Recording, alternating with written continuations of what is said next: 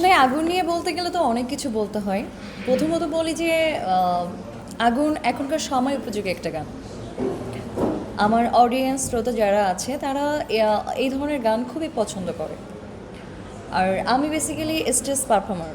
তো আমার স্টেজে আমার অনেক অনেক গান, যেটা হচ্ছে আপনার আগের যে সিঙ্গাররা ছিলেন, যারা আমাদের গুণীজন, তারা যে ফোক গান এবং একটু রিদমিক যে গানগুলো করেছেন, ওই গানগুলোই আমাদের ঘুরে ফিরে স্টেজে করতে হয়। তো আমি বেসিক্যালি আমার মৌলিক গান ওইভাবে খুবই কম, খুবই কম। সো আমি ওই জায়গা থেকে আমার ওই অডিয়েন্সদেরকে মনে করে আমি আমার এই গানটা রেডি করেছি, আগুনটা।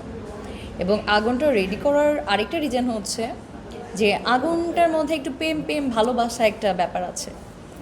সো আমরা যখন গানটা নিয়ে আলোচনা করেছিলাম, ওই টাইমে আমার মধ্যে একটু প্রেম জেগেছিল, এখনও আছে।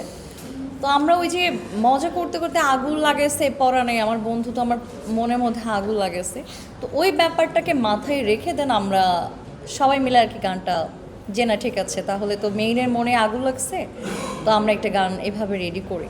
তো ওইভাবে আর কি গানটা রেডি করা।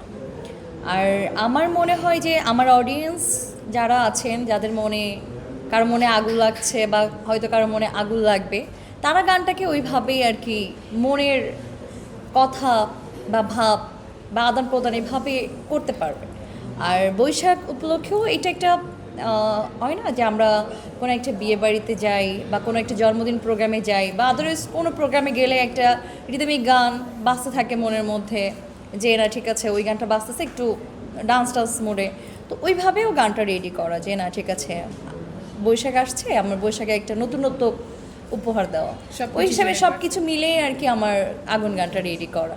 এই যে সিনিয়রদের কথা বললেন, আসলে গান, সিনিয়রদের কথা বলা হয়েছে যে গানের ব্যাপারটা, যে আমরা সিনিয়রদের গানটা আমরা করে থাকি স্টেজে। আসলে সিনিয়রদের গান এরকম কোনো কিছু না, আমরা করে থাকি, এটা ঠিক আছে। এবার সিনিয়রদের ব্যাপার হয়েছে যে গান কখন সিনিয়র হবে, মানে গানের ক্ষেত্রে একটা গান যখন অডিয়েন্সের ভালো লাগে তখন ওই গানটা সে রেগুলার শুনে। আমরা অনেক গান আছে যে অনেক হাজারবার শুনি, হাজারবার শুনি, ভালো লাগা থেকে আমাদের কাছে ওইটা।